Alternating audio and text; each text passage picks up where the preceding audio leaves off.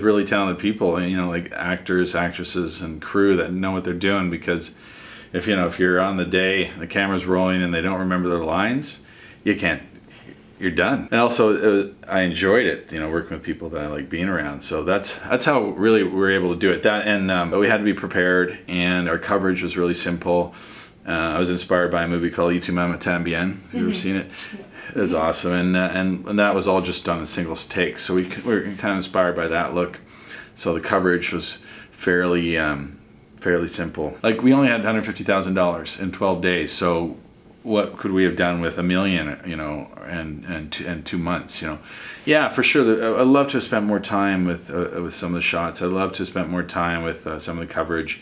I mean, everyone says Stanley Kubrick's the best, you know, director in the world because he knows where to put a camera, but he shoots for like 8 years. Right. You know what I mean? Like, but having said that, I don't know. Like, on my next one, I would want more resources, but I think this one's beautiful in and of itself because the script was written in that spirit, like really kind of fast and intuitive.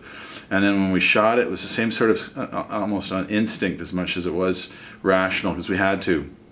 And that's a wonderful way to create when it's not all rational and this is what we should do and all mapped out and precise.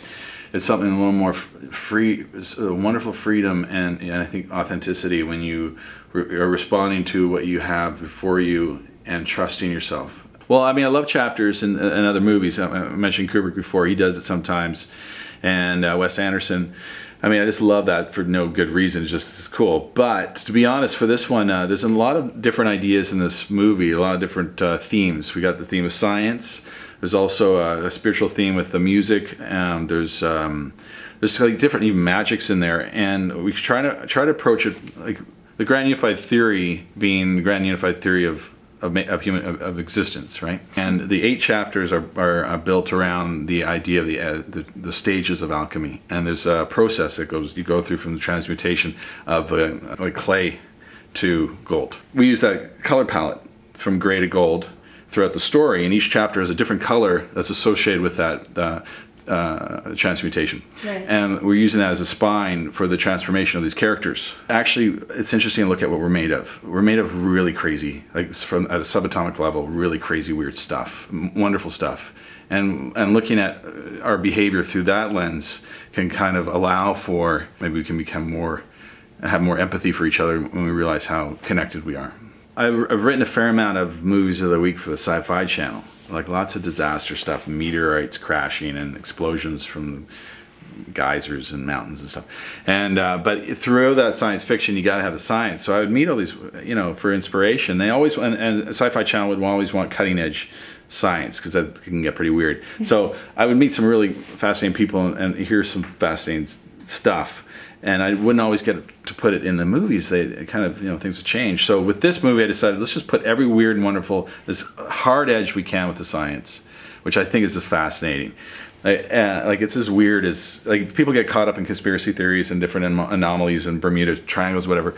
That stuff's interesting, but the real stuff is like way more interesting. Right. You know, and way crazier. And then when you combine that with explaining how humans are, because that's what we're built of, then I think there's room for a lot of space for telling a story. There is the science. You know, we looked at the world through the lens of science. We looked through the world through the lens of magic. We looked through the lens of religion and sexuality. And all these things, I think, help take you to an inevitable conclusion if you follow them through, that we are connected in wonderful, important ways.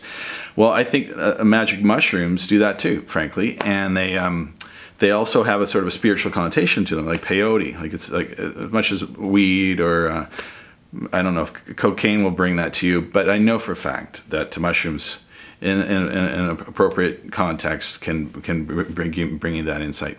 So to me, it's another, and it's truthful to my experience, and it's truthful to, I think, culture and the youth culture I'm familiar with, that may or may not occur. You know what I mean?